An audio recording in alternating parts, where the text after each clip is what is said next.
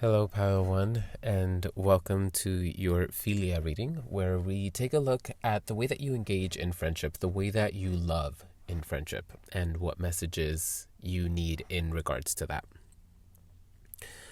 We have for you here Sun, Mice, and Anchor from Lenormand answering the question of what we're going to be discussing.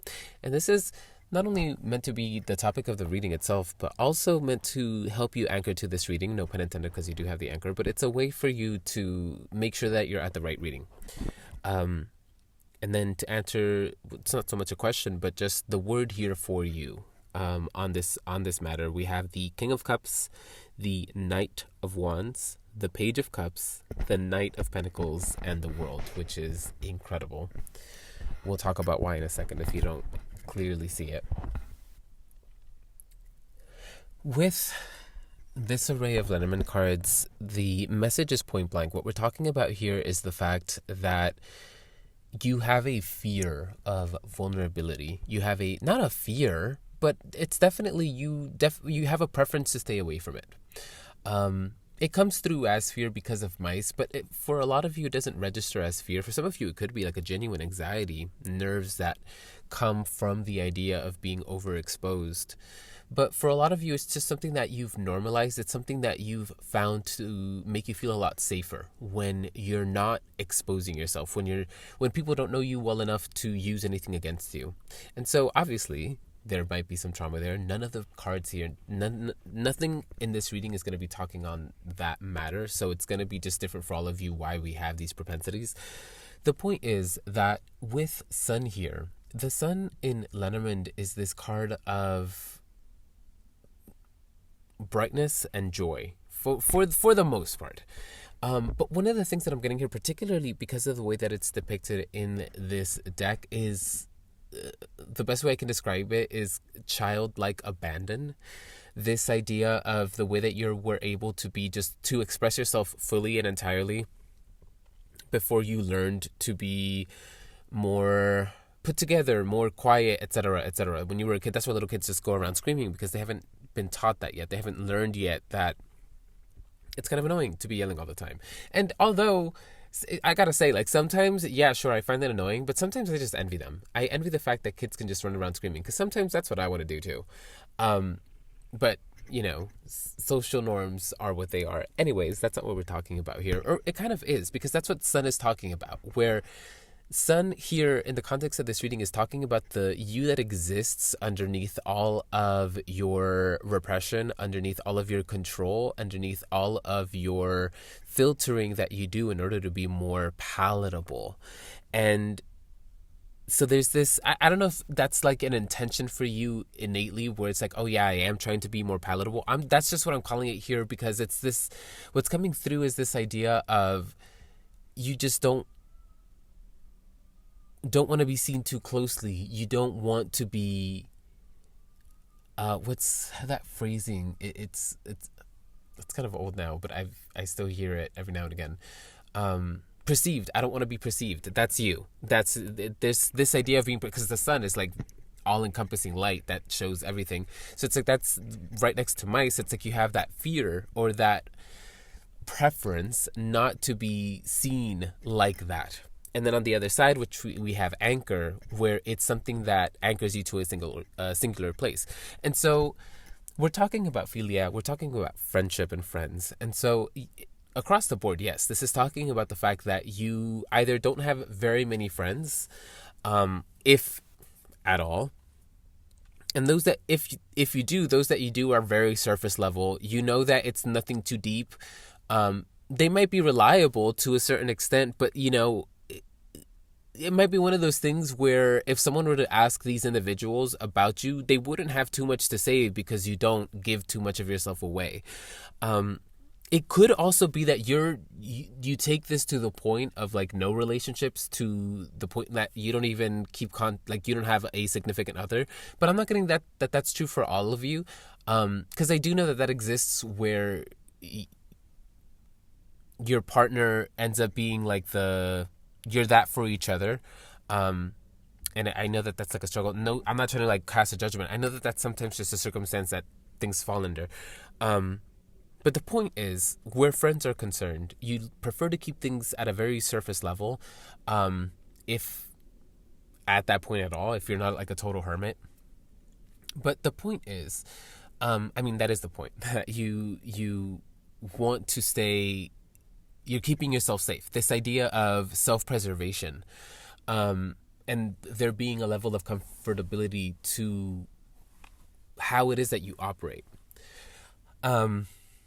Okay, if that rings true for you, hey, welcome to your reading. Happy to have you here. That being said, let's get into the tarot, which is the word for you here on that matter. And with all of these court cards, because again, to remind you what they are, we have the King of Cups, the Knight of Wands, the Page of, the Page of Cups, and the Knight of Pentacles and the World. So 4 court cards and a major arcana. That in and of itself is incredible. But the court cards tend to, especially when there's multiple of them, they tend to mean other people in your life. So for example, just if you're not familiar with tarot, and just so you can see what I'm seeing here, if we were to be doing a love reading and there were 2 court cards, I would take a second to determine which one you were being represented by, because the other one would be representing the person we were doing the love reading about. And so court cards are meant to represent individual specific people in your life. And so we have not just 1 or 2, but we have 4 of them in a spread that is only 5 cards. And then the singular card that's left that's not a court card is the World, which is the card that depicts everybody in the world, like all the people.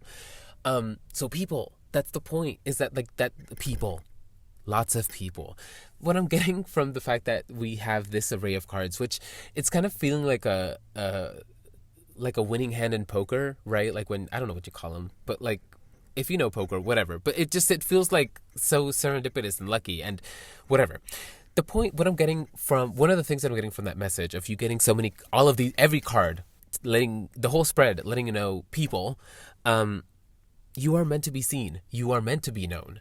It's okay for you to be nervous about it. It's okay for you. There's nothing, it's you getting this reading that's telling you, hey, you're meant to be seen. You should not register that as you have been failing because you're not letting yourself be seen. That's not what's being said here at all. In fact, there's this, it's kind of, I don't know how to describe it to you, but there's no sense of urgency or lashing in any of these cards. It's all very patient. It's all very gentle. It's all very, we're just kind of showing you what's up so you can become aware of it and make your own choices. It's nothing like you're doing this wrong, fix it. Nothing like that. It's just, hey, you're at a general online reading about friendship. Here's a word about it. So no sense of urgency or judgment or anything like that. It's just here for you if you need it. And so, yes, you are meant to be seen and known. It's something, because each of these court cards is so different. They're from different walks of life. We have a King of Cups, so that's, a very mature person. I don't know that I want to use mature here, but let's call it just emotionally intelligent individual, just to kind of, I'm not saying that these are the specific people in your life, just to kind of give you an idea of the different kind of walks of life that are being depicted here. Next, you have the Knight of Wands, which is someone who's very quick and they're moving here and there and they like to go out and have fun and they're all over the place, is a way that you might describe them. And then we have the Page of Cups, someone who might be maybe a little shy, but not to the point that they don't talk, just in terms of they're just cautious and they're new to this place, so they're not really comfortable opening up. But the second that you start to talk to them, they're very willing to open up, and you're just noticing that there's a lot to be known there.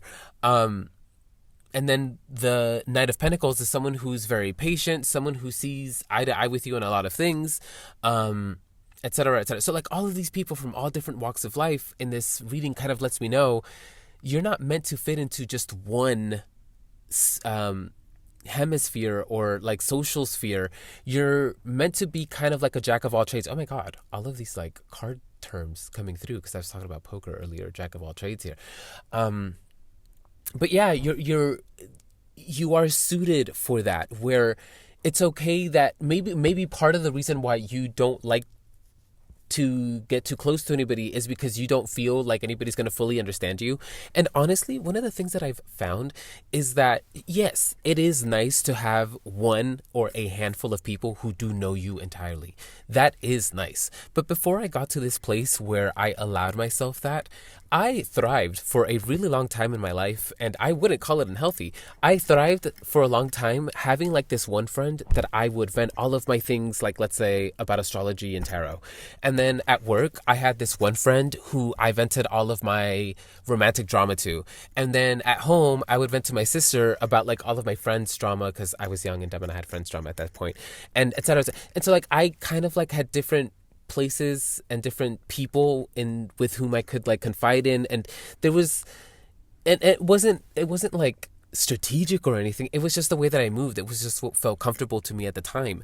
And so that's kind of what's being said here, where that's okay. It's okay for you to not have like that one person that you can just be completely vulnerable to if that's something that you're not comfortable with. But it is also okay for you to let yourself be known and to some degree, because we do need to be known. I'm currently watching this show literally just right before I came out and did this reading. I had a little bit of dinner, and as I was having my dinner, I was watching the Tomb Raider show on Netflix. I have a lot of mixed feelings about it. You could watch it, we could talk about it in the comments, but whatever. The point is, there's a character she's the main villain, and she's trying, in her twisted mind, she's trying to save the world. But she's doing it in a obviously very chaotic way, and that's why she has to be stopped. And the main character, obviously, Lara Croft, is having a conversation with her friend, and Lara's whole character arc forever has been that she's trying to be more emotionally mature and let people in and rely on her friends and accept help, etc., etc. I'm not trying to diminish that. She's grown a lot, but the main point is that she's letting more people in. So she's trying to be less alone. And so her friend makes the point of how their enemy is trying to take on the task of saving the world by herself. And she's like, maybe that's why she's gone crazy, because she's trying to do all of these things by herself. She's not letting anybody in. And so that feels super appropriate with this reading that I'm now coming out to deliver to you, which is this idea of you do have to let people in, because the weight is starting to come. Like, you are starting to feel that weight. Why am I getting that? Because we're ending with the world. And the world means so many things. But immediately what came to mind was Atlas, the image of Atlas, the mythological Atlas, which was charged with holding the world up. And so this idea of a weight on your shoulders, something that you feel only you can carry, and that's just not true, because there's all these people behind you surrounding you that are like here making themselves, I don't know if making themselves available is the right terminology, but that's what came through. So maybe I'm channeling that, and maybe that is true for you, where if you are honest with yourself, you can see that there are people who are trying to like extend themselves to that, and that they've given you no reason not to trust them. Take that if it applies. Obviously, don't let me make up truths for you. But okay, those are the first couple of messages that I'm getting from this spread. Overall, and at the core, what the advice for you here is, and you have to kind of walk with me here, it's this idea of acceptance of a lot of things. On the first hand, it's the acceptance that this is the way that you operate, that you do prefer something distant, something that is safe, something that is boundaried, deeply, deeply boundaried. Traditionally, the King of Cups is depicted as a man on a throne, on this platform. Like, the throne is on a platform, and this platform is in the middle of an ocean. Like, it's just a platform in the middle of the ocean. There's nothing else. It's just this dude's alone on a platform in the middle of the ocean, completely isolated. That's you. And so that's what you prefer. Okay, so that's where we start here with the King of Cups, because it's acknowledging that, that's what you do. You have this emotional distance, these deep emotional boundaries that, when we kind of look at it, one could almost call it a moat in its like medieval, well, it's only a medieval definition, but this deep cavern around, like with water, that was meant to be a defense around a castle. And so it's like this deep cavernous, like almost chasm that you've made it impossible to like get across to reach you. And so the task then falls on you to bridge that gap, because you've made it impossible for people to reach you. Then it's kind of up to you then to, again, bridge that gap. Sorry to repeat myself. But okay, how do we start to do that? The Knight of Wands following this is, the Knight of Wands is action that is in alignment with our desires. And so we've accepted this loneliness. My loneliness is killing me. And that is kind of what's coming through, where it's this acceptance of, okay, I am lonely. And it's not necessarily that it has to be killing you, but it's this idea of, okay, if I am lonely and I've accepted that this is how I am also accepting that I am lonely. What comes next is accepting the task of building those bridges. And so now that you have this desire of, okay, I want to address this loneliness by building those bridges, the Knight of Wands represents actions that align with that. Part of that might be you, if it's true for you what I said earlier, where if you're being honest with yourself, you can see that there are people or a person making themselves available to you to confide in. Part of the Knight of Wands action here might be you making plans with that individual, shooting that text, seeing if they're available for a call, etc., whatever that may be for you. And so the Page of Cups is this representation of engaging with something that we're not familiar with, but we are going to engage with it. Whatever comes up, it's just, okay, we're curious about it and we're going to engage with it, even, again, if it's something we're not familiar with, if it's something we don't know how to do. And so, I mean, you're seeing where I'm going with this, where it's like, okay, the Knight of Wands being those actions that you're not comfortable with, that you're not familiar with, but the Page of Cups here delivering that message of, you're doing it for the purpose of, okay, I'm trying to address my loneliness. I'm trying to build these bridges. I want to see what comes of me doing this. And part of that is part of you experimenting with vulnerability and opening yourself up a little bit more. Part of that with the individuals that you choose to do that with. Part of the experiment there is learning if those individuals are people that you want to do that with in the first place. That is part of it, because sometimes we're going to get it wrong. And sometimes we come to realize that, I don't really want to tell this person too much about things for whatever reason. Sometimes they lecture you too much. Sometimes you find that they repeat what you say to other people. Sometimes you find that they weren't really paying attention. Whatever the case might be, it's sometimes that person just isn't the right one. That doesn't mean we stop. It's just that's also what's part of the experiment, is like, okay, if this wasn't the right individual, let's keep on exploring. What does it look like for me to open up? Because that's the name of the game. It's not about, let me test out these individuals to see if they're worth a damn. That's not what this reading is saying. It's, what does it look like for you to try to be more vulnerable, for you to build bridges? Because, again, you've done so much work to keep yourself isolated and keep anyone from approaching you, that it's like, okay, that's why it falls on you so heavily now. And so that's why we then kind of end up here where the court cards are concerned with the Knight of Pentacles, which is slow, intentional progression. Slow, not because it's letting you know, like, okay, you're not going to get it right on the first try. It's not letting you know that it's going to be a slow process. It's more so that slow because it's intentional. When we're quick, we're not able to process as much, and so we kind of cut corners and move quickly. That doesn't mean we always get it wrong, but when we move slowly, we can process more information, we can move more intentionally. And that's what the Knight of Pentacles is saying here, where, again, it's not about who's the quickest who's the most available person, who's the most efficient person that I can be vulnerable with. It's about what does it look like for me to do it, and kind of accepting a trial and error thing here to get it right for you. Because, again, the name of the game is figuring out what that looks like for you and taking your time to figure out what it looks like for you to do it in a way that's most efficient and effective for you.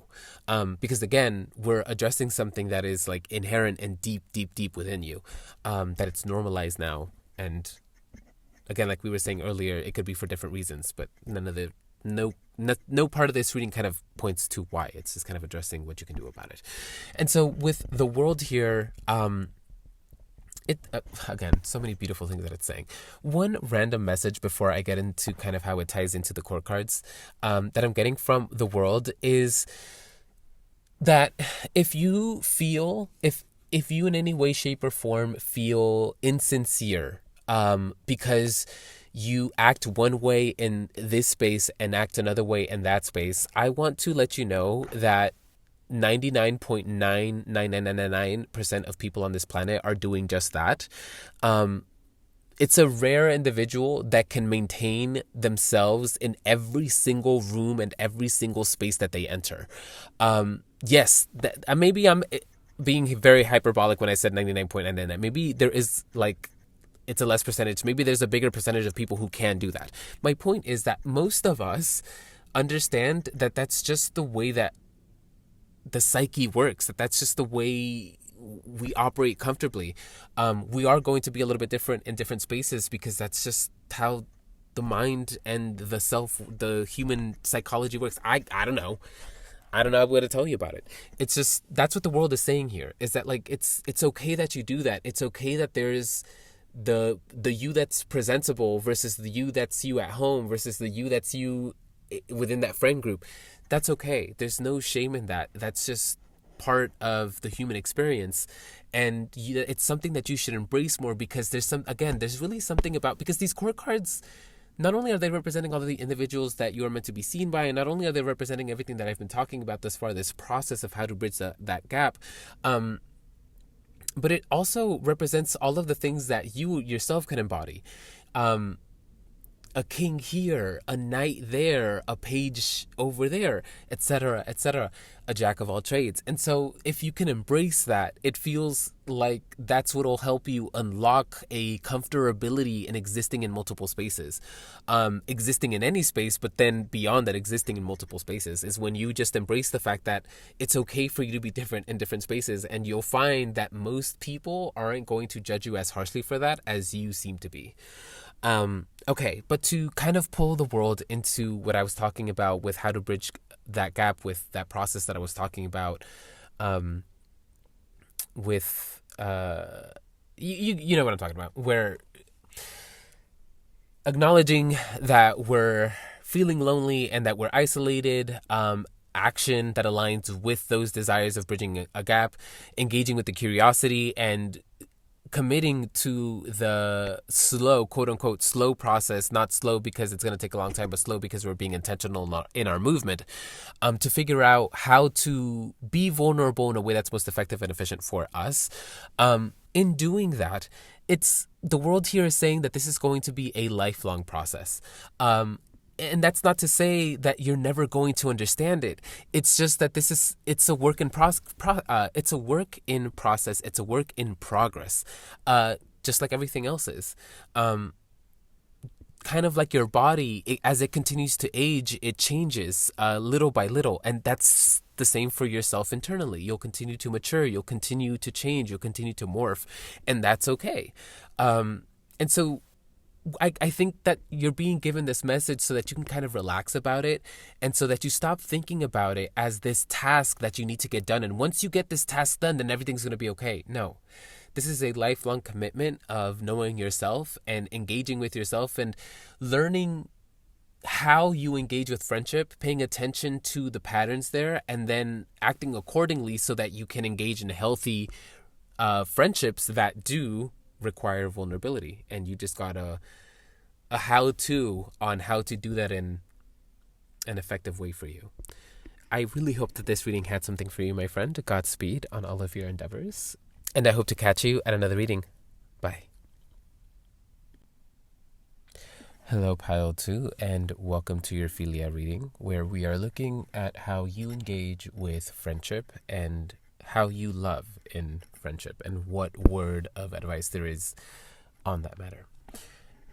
Lenormand here is going to be giving us the topic of discussion, what we're going to be talking about in essence, and then tarot is that word that you need on that topic. But then that Lenormand, this first portion is also meant to act as a way for you to anchor to this reading and to see if this is your reading in the first place. Basically meant to help you confirm that you're at the right reading.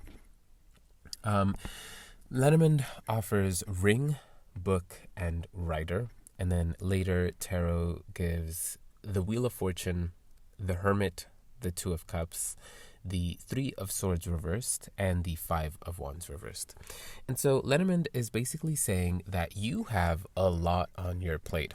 The way that it's being depicted here is a commitment and then, in essence, school, but it doesn't necessarily have to be because there's a whole bunch of different ways that these two cards can be interpreted.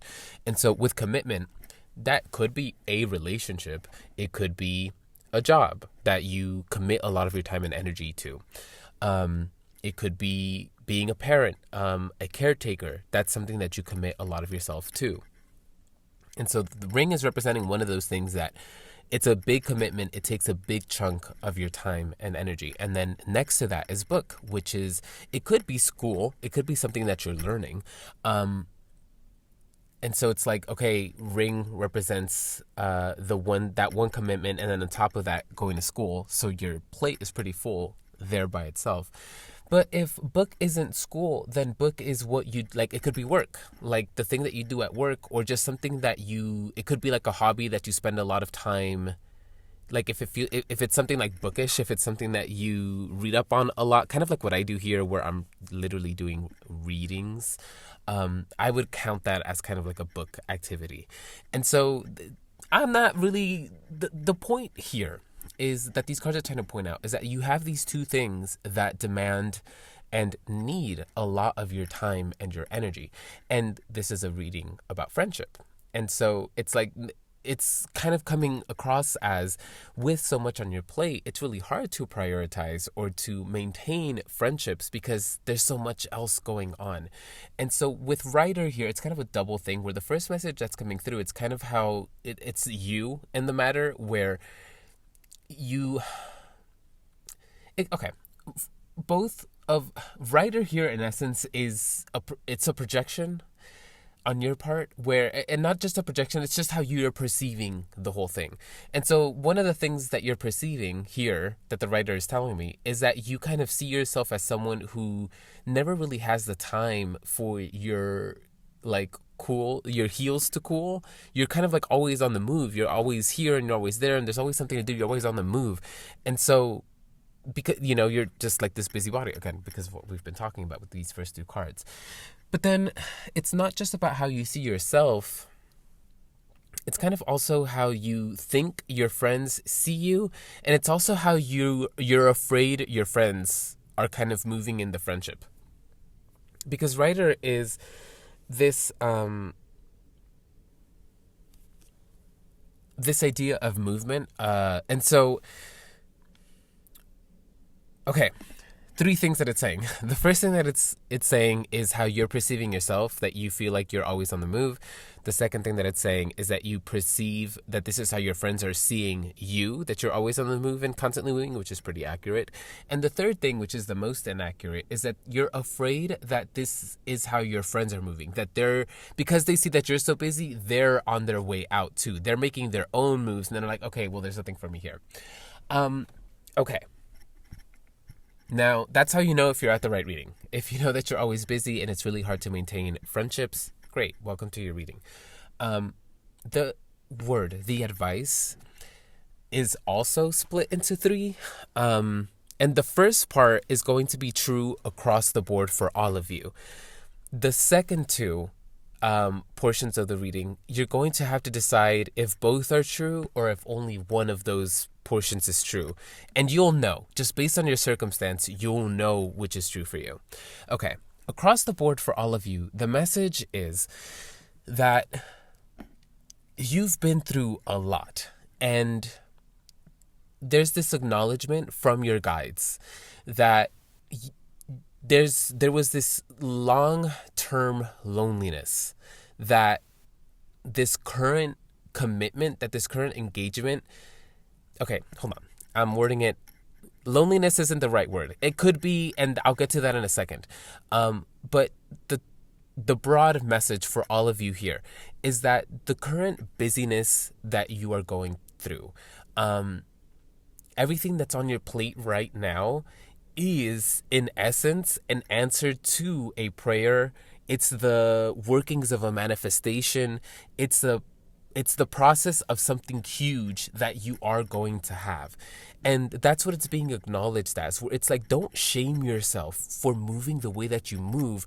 Don't feel too bad if things have fallen to the wayside because you've prioritized yourself and these things that you understand need you as much as it needs you. And that's why you don't have so much as yourself to give in other spaces. So don't, it's there's this clear acknowledgement that it's like, no, it is a good thing. It's a good thing for you in the long run. That this thing that is big, it has demanded sacrifice, and it'll be up to you to decide if it's worth it. But you being put here is because you want something else, and this is the process to get you there, basically. Okay, that's the broad strokes message for all of you. The next message is still under the umbrella of it's true as like an acknowledgement from your guides, but it's only true if earlier, one of the commitments is a relationship, a good, healthy relationship. And if that's true, if you know that that's true, the message here is kind of like I was saying earlier, that there was this long period of loneliness that this union is an answer to. And that's a weird way to word it. I don't want to say that this person is an answer to all of your prayers and your loneliness. It could feel that way. I don't want to put that much pressure on that person. But it's more so that your guides are acknowledging you are in this union today because there was this acknowledgement of loneliness you were feeling at some point in the past, and so that's why you have this now. And so don't feel bad for prioritizing that relationship over other ones, if like certain friendships have fallen to the wayside, because you've prioritized your romantic relationship. They're telling you not to feel bad about that. There's this acknowledgement that it's like that was an answer to a prayer, and so like don't like shame that. Don't like disrespect that by looking at it as like, oh, it got in the way of certain other things. We can accept that that's true. Two things can be true. It's just that, okay, let's get into the rest of the reading here, because okay, we're ending the portion of the first of the three messages here, where this first part was meant to be true for all of you here. These next two messages are not from your guides, but instead are from your friends. And so the second. Okay, now that we're done with that that first portion, that's from your guides and that's true for all of you. I'm going to talk about the first group of friends, and then there's going to be the second group of friends. The first group of friends, and again, this you have to decide which is true for you. If one is true for you, or if both is true for you. Because it's not always going to be true that you only have like one friend group. It could be that there's like multiple friend groups, and the message is coming through for you to know what some friend groups are thinking and another one, whatever. The point is, there, and you'll know if this is true if you know that certain friends do resent you for the way that you've been moving. If you know that certain friends have taken off and just kind of like walked away because they wanted more, that's just something for you to accept, and not just accept, but respect. Just like you have made your decisions and are doing things for yourself, so too have they. And it's coming through a little harsh, but these are the words that are coming through. It really is none of your business. It's not your problem. And that's not to say that you shouldn't care. That's not to say that it's not your fault. It's just that there's really nothing you can do about it. I mean, you can apologize and you can try to mend the bridge, but the truth of the matter is that you don't have more to offer right now than you did or you have had. And so nothing would really change if you were to apologize right now. And if what sent them away, if what had them walk away was that you didn't have more to give, and that's still true today that you don't have more to give, then there's again, really no point in you trying to apologize right now. If it is something that you feel is a loss to the point that it's going to change the way that you move, so be it. Like that, then that's what's coming through. It's like it's coming through as a truth for you to acknowledge and move accordingly. If you know that it's something that you need to like make adjustments for, then okay, so be it. Make sure that you're giving due diligence to understanding what that means, that you're prioritizing a friendship over what is acknowledged as something for your betterment. And I'm not here to make a judgment on that. Sometimes like we do need to make sure that we're taking care of a certain relationship for whatever reason. I'm not here to like make a call on that. It's just that, just understand that that's what's kind of happening here.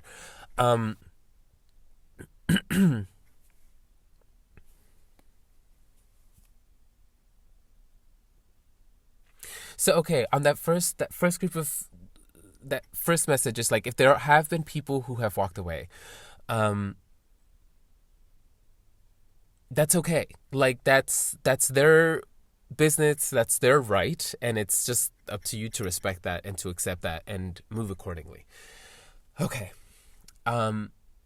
That's only going to be true again if you know that there are people who have legitimately walked away and you can, like, there was hostility, or you just know that they asked for more and you didn't give it, and you know that that's true. Don't let me make up truth for you.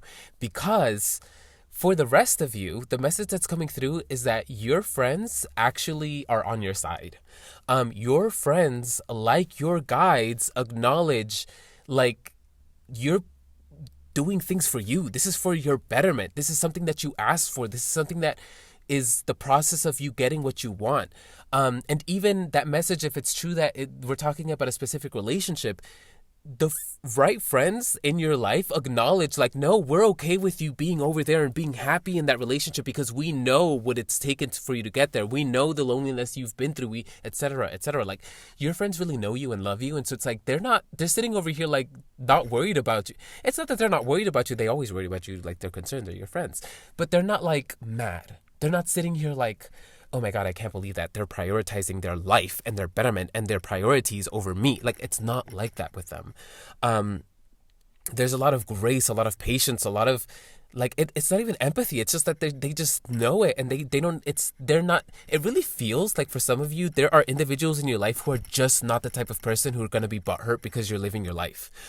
They celebrate you, they love you, they're happy for you, and they want, like, if they were to know that you were over here sitting worried that they were going to walk away because you're not giving them the time of day, so to speak, they'd be like, dude, like, stop freaking out, relax, like, I love you, I'm chilling over here, I know what you're doing over there, like, we'll circle around to each other when we can, but handle your business over there. I know that you're doing what you're doing. That's really the energy that's coming through for a lot of you, where it's like your friends are on your side. Like, if they do know, they've let you know, but if they don't, it's like, hey, it's not hostile over here. Like, we're not angry, we're not upset, like, we're your friends. We're on your side. We'll be here when you're done. We've been here this whole time. We were here before this struggle. We'll be here after. Like, don't trip. Like, everything's good. There's no hostility here. We're on your side. We're happy for you. We acknowledge that, like, you're where you want to be, and we're happy for you. Like, that's really the message that's coming through. And you'll know if you have good friends in your life that, like, anytime you reconnect with them, it's like no time has passed at all. It's like, these are the people that are on your side. So, like, give them more credit by not sitting there worried that they're walking away, because you're taking care of yourself. You're prioritizing yourself and what is important to you at this time in your life, and what it really feels like you have no choice but to prioritize, because it's for the best. It's for your betterment. Yeah. My friend, I really hope that this message had something for you. Godspeed on all of your endeavors, and with all of that you have on your plate.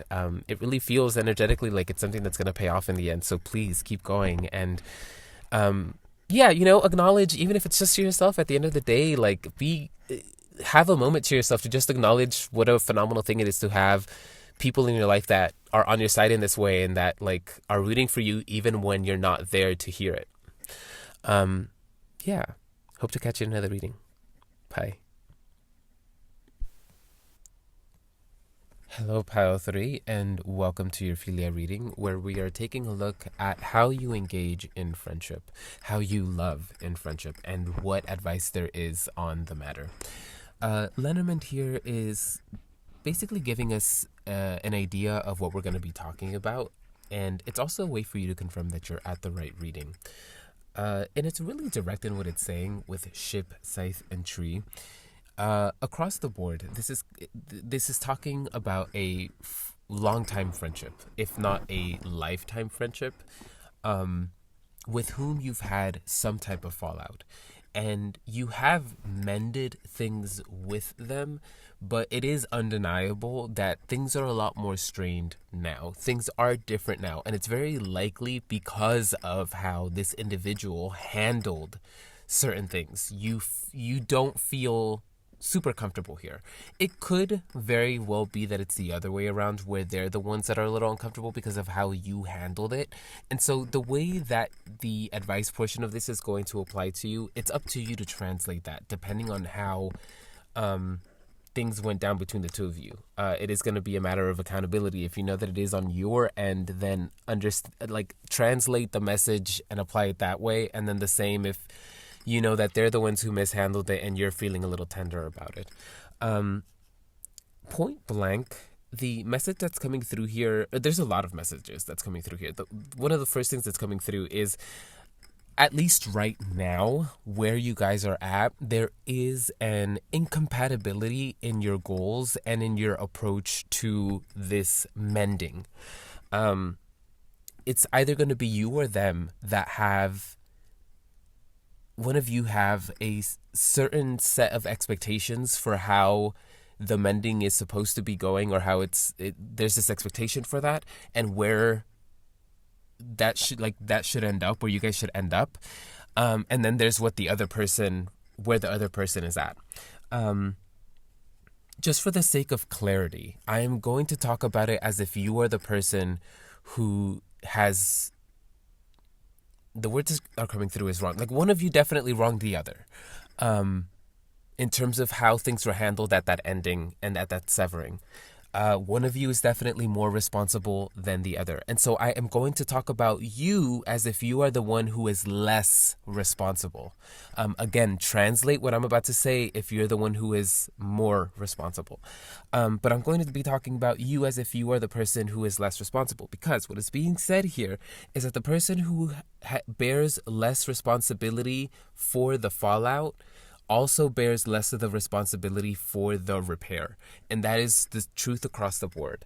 And so for whomever that's true, that bears less of the responsibility, you offering an olive branch and an opportunity for this to be mended, that's all you have to do. That you've done your job by creating an opportunity for that other person to bear the brunt of the repair. Like, you've done your part by opening the door, because you didn't have to. And so you've done your part.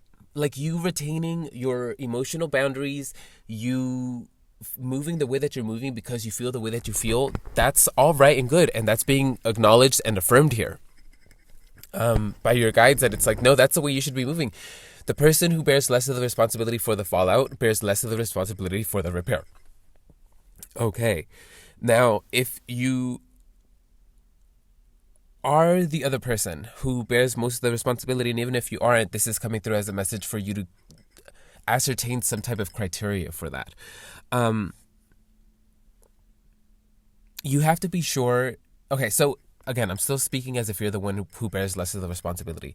Though you bear less of the responsibility in the repair, that doesn't mean that you just sit by and just agree to whatever is brought to you. So I guess I misworded it when I said that you've already done your part just by showing up. Like, no, it is also about you maintaining those boundaries and creating accountability with this individual by making sure that you're standing by what it is that you're feeling. And it's basically what I mean, because we have the Two of Wands here next to the Emperor on one side, and both of these cards together are basically telling me a strategy, a plan. This is what I want, this is how I want to do it, X, Y, and Z. This is how I see these things happening.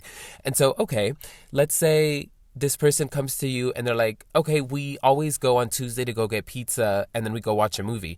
And we haven't done that since, the fallout. And in their mind, they're like, okay, if everything's cool again, then that means that on Tuesday I'm going to pick you up and we're going to go get pizza and then we're going to go watch a movie after.